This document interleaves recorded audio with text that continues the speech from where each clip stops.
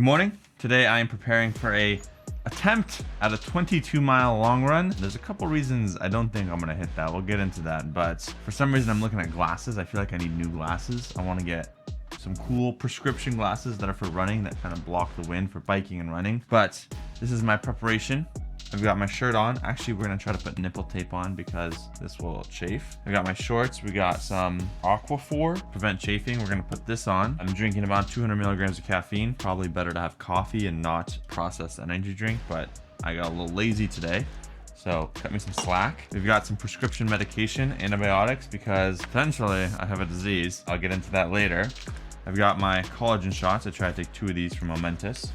Discount code Shervin. Before I run, because I broke my foot 2 years ago, almost the same exact time, and the doctor said that can potentially help.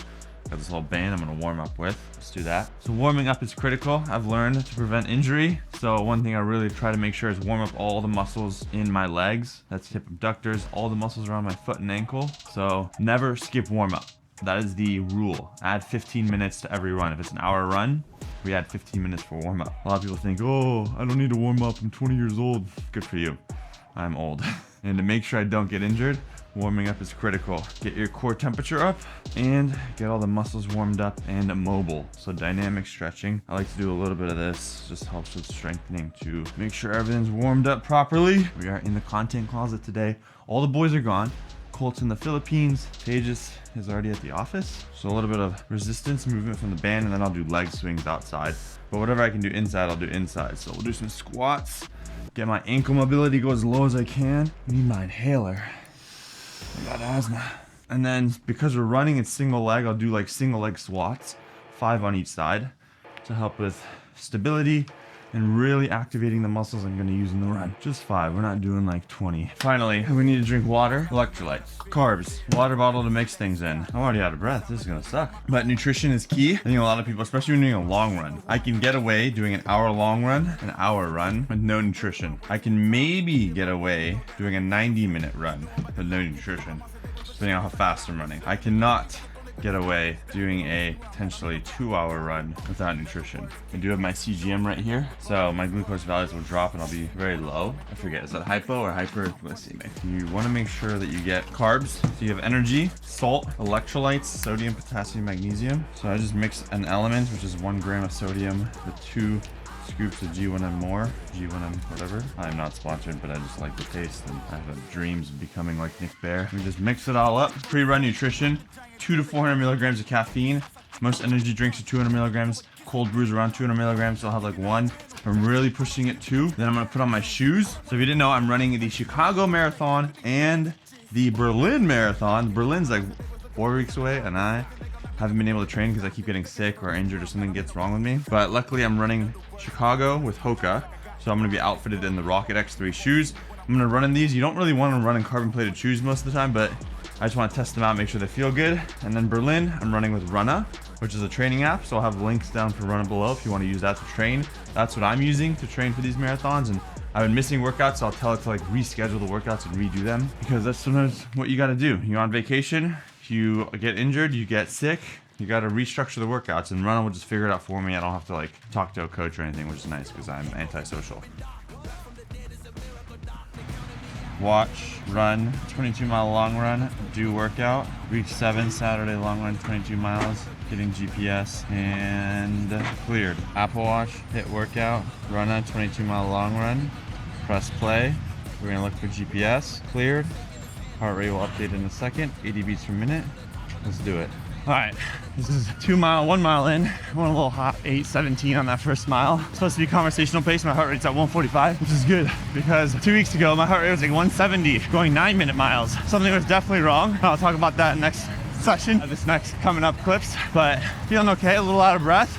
Took my inhaler, which is good. I think I might have a little bit of shin splints because my shin's kind of hurt and I'm ramping up mileage faster than I probably should, but trying to do less days, more miles. So every other day, no back-to-back running is rule number 1 right now, and then just more miles on that day. If I need to do 2 sessions, I'll do 2 sessions, but just get miles in, take it slow, minimize impact, and that's what we're doing. Feeling okay? So conversational pace. I'm gonna guess like 15, 16 miles today, hopefully, fingers crossed. And I can do tap to pay. All right, my favorite thing is don't carry water, just buy it on the way. It's expensive, but it's just less hassle. I forgot to bring water today. We could have put it in the bike, but I didn't think about that. So you want a nipple water so that way you can drink it while running. So big value is I can drink from this while running, and then I'll squeeze it so there's no air, because if there's air, the water's gonna slush around while you run. It's funny. So many tourists walking the bike path. It's hilarious. I've never seen someone yell at them. So that was interesting to see. But I squeeze it so there's no water or no least amount of air. So you can run like this. When you need it, you open it up. And then you keep drinking. Luckily, we got the bike, so Zach is gonna carry this for me, which is very nice. Thank you, Zach. That way I get my water, hydration. I can just stop at any of these little carts right here and buy water. And I got nutrition in here. The less I have to carry, the better. We're about 3.5 miles in, 8:36 pace, 32 minutes. Let's try to get at least 2 hours, so an hour and a half left. So, what's the disease I mentioned at the beginning? Lyme disease. So what is it? Why I might have it but also don't have it is one of my friends got it. She started to feel really exhausted, fatigued, like joint pain, neurological stuff. Felt like there's just something wrong with her. She just had massive brain fog and maybe something wrong with like her neurological system. I forget what the word is because I'm running and I also have brain fog and I can't think. But I started to have very similar symptoms and I kind of ignored it. I was like, oh, I didn't eat right. I didn't sleep well, but sleep was good. Overall health felt good. Stats were like decent, nothing out of the ordinary. And she had Lyme disease. And we had spent the same times at the park on the West Side Highway. So I was like, what if I have it? So I got tested. Antibodies were very high, 7, when like the cap is 1. So that was a red flag.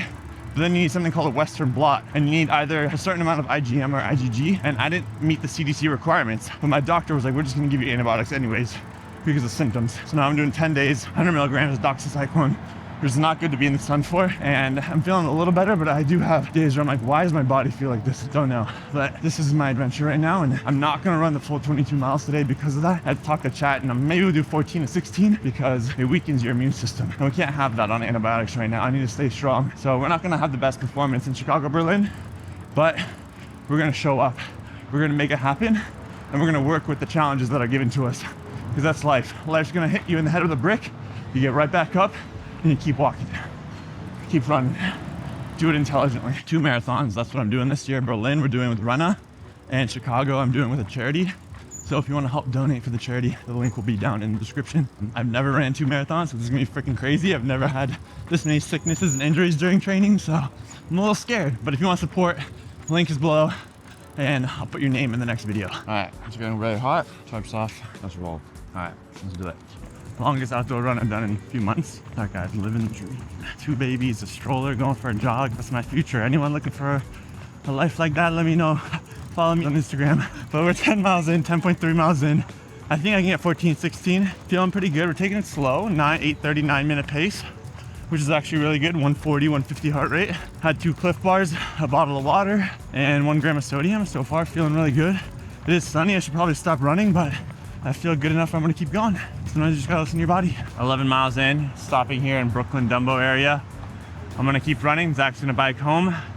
I'm feeling okay. I'm gonna get a little coffee for a little extra boost, but I think 14 to 16 miles is gonna be the limit today. Antibiotics end on Wednesday. Today's Saturday. So next Saturday, I'll do like 19 miles. And check for ticks. If you live in the Northeast, you're having fatigue, extreme fatigue, like unlike any fatigue you've ever heard of. Maybe you need to get a tick panel and talk to your doctor, because that was probably the smartest thing I've done. I'll share more as I learn more and as I fully recover. But that's kind of the struggle today, and we're gonna keep going, you know? Life hits you in the head with a brick, get back up and keep going. Run complete.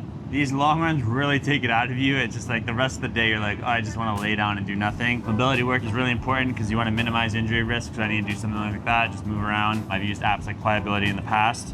My Garmin is telling me 6.27 miles. Apple Watch is saying 16.2 miles, so about 0.07 miles difference. So let's look at the data real quick. Garmin is showing right here, 8:28 average pace, 2 hours and 17 minutes. This week I ran 41, 2 hours, 17 minutes, feeling good. 8:28 average pace. Heart rate was average 149. I like speeding it up at the end. Elevation, you know, a little bit, but not totally flat. A lot of aerobic work. Impact load was 20 miles, actual was 16 miles. And then let's compare it to the Apple Watch. Apple Watch, 2 hours, 17 minutes. The mileage was lower, so the average pace was also 3 seconds slower, 8:31 versus 8:28. We've got our cadence, our calorie burn, average power, average heart rate, 148. So 1 beat off. And you can see the elevation changes right there. Temperature was actually great today. Not too hot, not too cold. We ran all through Manhattan. I love running on the West Side Highway all the way down south. And I've just discovered this new part in Brooklyn. This part is gorgeous. So if you're ever in New York City, go ahead and run this area. It's less crowded than the West Side Highway, but it's also beautiful. And if I want to get advanced running metrics, it's all right here. Like I can drag through and see my heart rate throughout. And you can see this is where I took a break. I got a coffee. I didn't do the entire run at once, sue me, but I'm slowly getting back into it.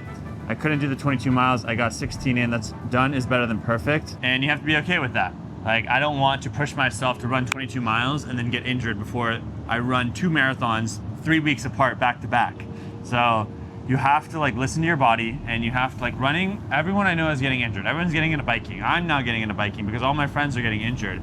So be very intelligent with running. Do your mobility work, do your warm-ups, and add mileage on properly. So many people are like, I want to run. I see these people doing 18, 20 miles. I'm going to go do that. It's like slowly build up. Because I've had now 2 years of running experience, like I'm not a big runner, but because of that, I felt comfortable doing 16 miles, even though my last run was like 12 or 14 like a week or 2 weeks ago. So slowly build, warm-ups, be smart, be intelligent, listen to your body, go to physical therapy, get a personal trainer, do strength training for your legs to really protect everything. I've never ran 2 marathons like back to back like this. This will be my first time. I know a lot of people will do a marathon and then the next week they'll do another marathon, which I think is insane. But I wanted to push myself and test myself, so let's see how this goes. But we have a biking journey coming up soon. I got a bike. If you want to hear about what that's like, let me know. I have a cool video around trying cycling for 30 days coming out very soon. Subscribe, follow me on all the socials at Shervin. We'll see you in the next video. Peace.